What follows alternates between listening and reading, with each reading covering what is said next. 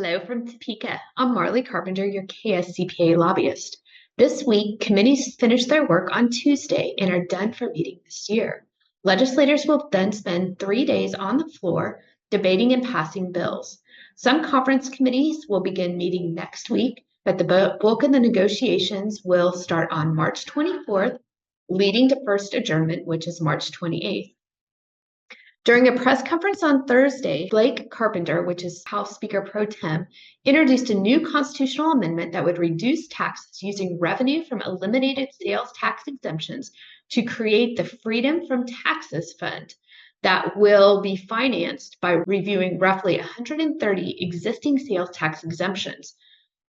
The committee would then recommend which exemptions to eliminate, and that fund will be used to reduce taxes. The bill is very late in the session and is not likely to have a hearing this year, but will be alive for debate next session. The House Tax Committee last week did approve House Bill 2318, which would eventually transition Kansas to a single 4.5% income tax rate when state revenues exceed inflation. The proposal would establish a revenue baseline of $10 billion using excess funds above inflation to gradually lower income taxes to the 5.4%. After that is achieved, the fund will then be used to reduce corporate taxes. The Senate Ways and Means Committee spent most of their week making adjustments to the budget bill, House Bill 2007. The committee finished their work last week, and the bill is expected to run across the floor on Tuesday. The House also voted on Tuesday to approve Senate Bill 14, which would extend the current fiscal year's budget if the legislature does not approve a new budget by the next fiscal year. Proponents say that this bill is intended to serve as a backstop if the legislature and governor can't reach an agreement on budget and preventing a government shutdown.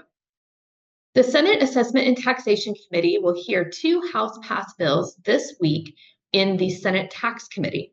House Tax Committee Chair Adam Smith is planning on testifying and supporting both measures during the Senate hearing. The first is HCR 5011, which proposes a constitutional amendment that would value residential property at the lesser of fair market value or the average of fair market value, kind of a rolling average. The House Bill 2396 is another bill that will be heard in the Senate Tax Committee, and that is intended to ultimately lower property tax valuations by creating a $60 million fund to reward local governments that maintain spending below inflation. The House Tax Committee passed Senate Bill 51 on Thursday, and the bill will likely be up on House General Orders this week.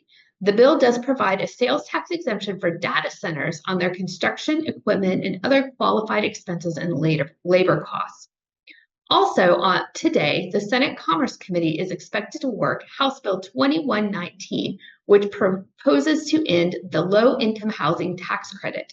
An amendment is expected that will reduce the benefit and cost, but will save the tax credit program past fiscal year 2025. If you have any questions or need any additional information, please contact myself or Danielle at the KSCPA office. Thanks so much, and talk to you next week.